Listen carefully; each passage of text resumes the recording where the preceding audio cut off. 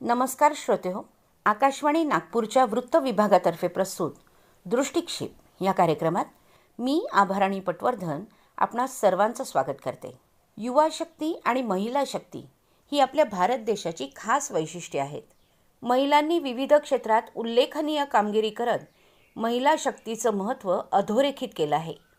त्यांच्या प्रगतीला अधिक चालना देण्यासाठी तसंच 2047मध्ये विकसित भारताची संकल्पना प्रत्यक्षात आणण्यासाठी धोरणात्मक निर्णय आणि कायदे मंडळात महिलांचं योगदान आणि सहभाग वाढवण्याकरता केंद्र शासनानं संसदेत नारी शक्ती वंदन अधिनियम पारित केला.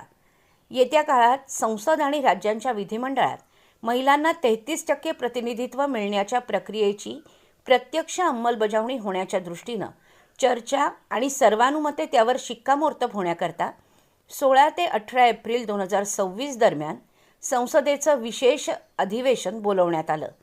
या नारी शक्ती वंदन अधिनियमाची वैशिष्ट्ये जाणून घेण्यासाठी आज आम्ही आमंत्रित केलं आहे कौटुंबिक न्यायालयाच्या निवृत्त न्यायाधीश मीरा खडक्कार यांना.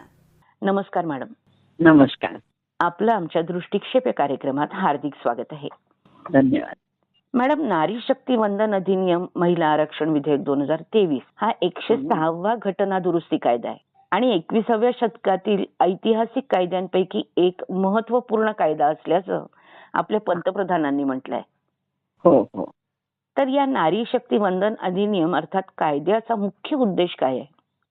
ही एक म्हणजे जो अधिनियम जो आहे, या अधिनियमामधली जी सुधारणा आहे संविधानाची, ती केवळ एक संसदीय प्रक्रिया नाही, तर ती भारतीय लोकशाहीच्या उत्क्रांतीमधला एक महत्वाचा टप्पा आहे. या विधेयकामध्ये काय म्हटलेलं आहे की लोकसभा आणि राज्य विधानसभा आणि दिल्ली विधानसभा यामध्ये महिलांसाठी 33% जागा राखण्याची तरतूद केलेली आहे. आणि काय आहे की ह्यामध्ये याद्वारे काय होईल की भारताची रचना बदलून, राजकीय रचना बदलून आणि लोकसंख्येचा अर्धा भाग असलेल्या महिला ज्या आहेत त्यांच्या क्षमतेला विशेष असा वाव मिळणार. बरोबर आहे. म्हणजे आपण असं म्हणू शकतो की देशाची दशा आणि दिशा दोन्ही बदलणार आहे. तर या कायद्याची मुख्य वैशिष्ट्ये सांगायची झाली तर 33% महिला आरक्षणाविषयी आपण काय सांगूया? त्याच्यामध्ये असं म्हटलेलं आहे की आरक्षण देण्याचं कारण असं आहे की महिलांना सक्षमीकरणाच्या दिशेने आपण पुढे जायला पाहिजे. मी आधी म्हटलं की महिला ह्या जवळजवळ अर्धा भाग आहे महिलांचा. बरोबर. आणि काय आहे की आतापर्यंत महिला फक्त मतदान करत होत्या. हो. आणि आपण बघतोय की स्वातंत्र्यापासून आतापर्यंत मतदान करणाऱ्या महिलांची संख्या आणि त्यांचं प्रतिनिधित्व करणाऱ्या महिलांची संख्या यामध्ये खूप विषमता आपल्याला आढळून येते.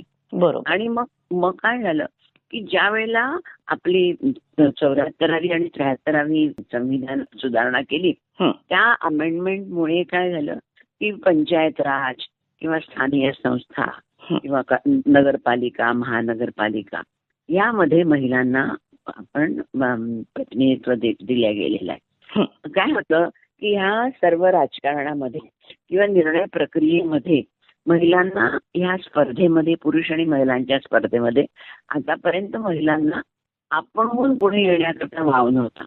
आणि त्यांच्यामधली जी क्षमता आहे, स्त्रीचा जर खरे समानता, म्हणजे आपण याच्यामध्ये आणखीन एक भाग बघू शकतो की लैंगिक समानता, राजकीय समानता ही दोन्ही जर साधायची असेल तर त्याकरता आणि महिलांमध्ये क्षमता आहे. आपण बघितलेलं आहे की इतिहासामध्ये सुद्धा भारतामध्ये, आपल्या देशामध्ये अनेक स्त्रिया अशा होऊन गेलेल्या आहेत की त्यांनी यशस्वीरित्या राज्य केलेलं आहे, शासन केलेलं आहे. बरोबर. आणि म्हणून ह्या सगळ्या गोष्टींचा, त्यांच्या क्षमतेचा विचार करून असा विचार आला की जर राष्ट्राची प्रगती करायची असेल तर देशातल्या सगळ्या घटकांना प्रतिनिधित्व मिळालं पाहिजे. कशात?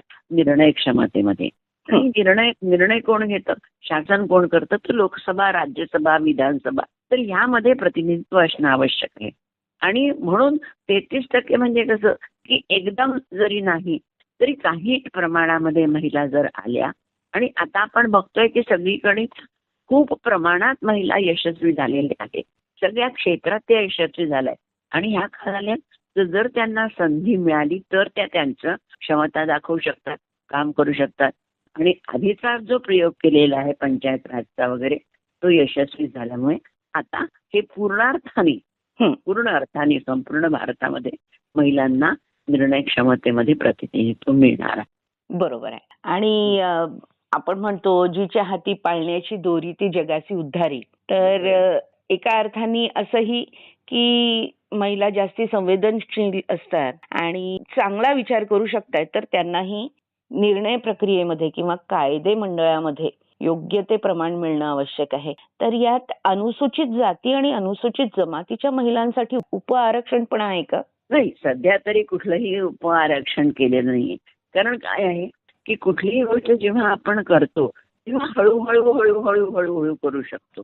आणि आता आपण कसं केलेलं आहे की फक्त आरक्षण ठेवल्यानंतर त्या पक्षांनी किंवा त्या राजकीय पक्षांनी विचार करून तसं आरक्षण द्यायला पाहिजे.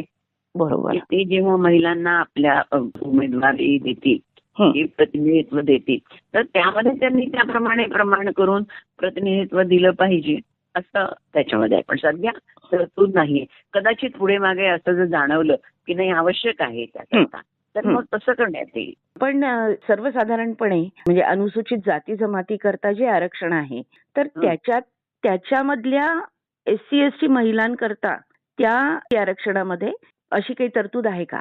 नाही, याच्यात नाही, अधिनियमामध्ये तशी तरतूद नाहीये. अच्छा. मॅडम, आणि या कायद्याची अंमलबजावणी कधीपासून केली जाणार आहे? आता काय झालं की खरं तर हे धोरण जे होतं ना, हे धोरण बऱ्याच जुन्या काळी म्हणजे महिलांच्या सक्षमीकरणाच्या दृष्टीने आपण बघितलं की 74वी आणि 73वी जी अमेंडमेंट झालेली आहे, सुधारणा झालेली आहे, तेव्हा सुद्धा हाच विचार केलेला होता.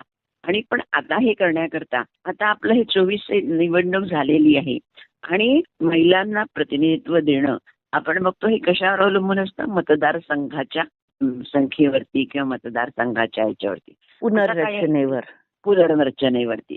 आता काय आहे की सध्या भारतामध्ये संपूर्ण भारतभर हे पुनर्रचना लिमिटेशनची प्रोसेस जी आहे ती सुरू करायची आहे.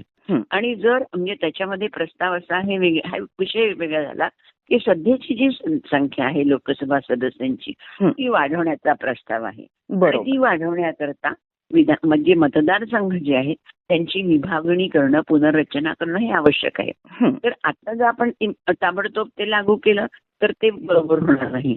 म्हणून पुनर्रचना झाल्याबरोबर ती आपल्याला हे अधिनियम जो आहे तो लागू करता येईल. पण आधी काय होतं की हे जे आता येतं इलेक्शन आहे त्याच्यानंतर त्या निवडणुकीपर्यंत करण्याचा विचार होता. पण सध्या जी आपल्याला म्हणजे शासनाची भूमिका दिसते आहे त्या भूमिकेमध्ये आता जे पुढचं येणार आहे 29 मधली जी निवडणूक येणार आहे त्या निवडणुकीपर्यंत हे लागू होईल असं दिसतं आहे.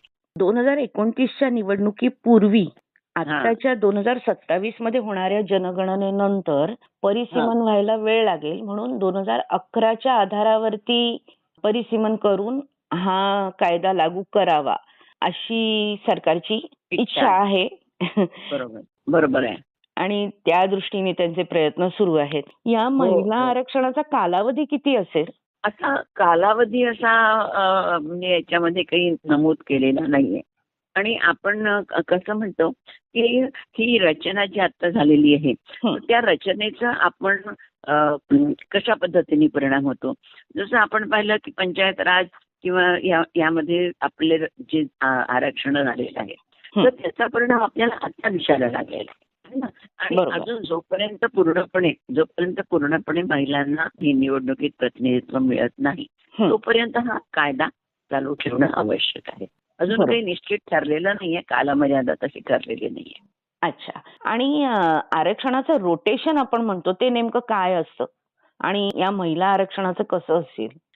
रोटेशन म्हणजे असं असतं की जसं आपण महानगरपालिकांमध्ये निवडणुकीमध्ये म्हणतो की एक जो मतदारसंघ असतो त्यामध्ये जर महिलेने लढलं तर त्याच मतदारसंघात दरवेळेला महिला लढतील अशातला भाग आहे. मग काय होईल की असं जर झालं तर मग त्या मतदारसंघाला पुरुषांचं प्रतिनिधित्व कधीच मिळणार नाही.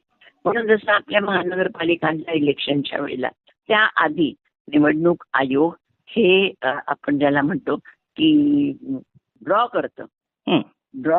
त्या ड्रॉ मधून वेगळे मतदारसंघ, कोणता मतदारसंघ स्त्रियांकरता, कोणता ST ST करता आहे, कोणत्या बाकीच्या लोकांकरता आहे, जितके आरक्षण आहे तितकी त्याप्रमाणे होतात. तर हे दर निवडणुकीच्या आधी अशा प्रकारचं निर्णय घेतला जातो.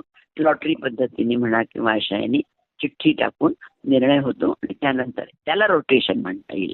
अच्छा मॅडम, दीर्घ काळापासून महिला आरक्षण हा मुद्दा चाललेलाच आहे आणि आता तर सर्वानुमते हे व्हायलाच हवं असं आहे. तर लवकरात लवकर म्हणजे येत्या 2029 मधल्या निवडणुकांमध्ये जर महिलांना हे आरक्षण मिळालं तर आपल्या दृष्टीने याचा कसा नेमका फायदा होईल आपल्या देशाला? काय होतं की जी चांगली योजना आहे ती जास्तीत जास्त प्रमाणामध्ये, आणि फायदा म्हणजे असा होतो की धोरणात्मक जे प्राधान्य असतं, आरोग्य, शिक्षण, आपल्याला विकसित व्हायचं आहे, विकास करायचा आहे, म्हणून त्याकरता लिंग समानता, लिंग न्याय आणि सामाजिक कल्याणावर जास्त भर दिला जाऊ शकतो. महिलांचं जास्तीत जास्त प्रतिनिधित्व झाल्यामुळे काय होतं की निर्णय प्रक्रियेमध्ये अधिक पारदर्शकता येतो आणि ओपननेस, खुलेपणा हा वाढेल आहे. सर्व समावेशक आणि आर्थिक याच्यामध्ये वंचित घटकांच्या गरजांचा विचार केला जाईल. जे तुम्ही म्हणालात की महिलांचा जो स्वभाव आहे त्या स्वभावाप्रमाणे आपण जर विचार केला तर महिलांचा उत्तम संसदीय चर्चा होईल आणि वेगळ्या वेगळ्या दृष्टिकोनांमुळे अधिक व्यापक आणि संतुलित धोरण निर्मिती ही होऊ शकेल. आहे कारण आपल्याला अनुभव आलेला आहे पंचायत राज आणखीन यामध्ये जे महिलांना आपण प्रतिनिधित्व दिलेलं आहे आणि त्या अभ्यासामुळे हे लक्षात आलेलं आहे की त्यांच्या कार्याचा जो अभ्यास केला गेला त्यामुळे हे लक्षात आलेलं आहे की स्थानिक पातळीवरती पेयजल व्यवस्था, प्राथमिक शिक्षण, आरोग्य, पोषण या सगळ्या गोष्टींकरता महिला अधिक प्रयत्नशील असतात आणि हा म्हणजे अध्ययन करून निष्कर्ष आलेला आहे किंवा निश्चितपणे या गोष्टींचा सकारात्मक परिणाम हा होतो.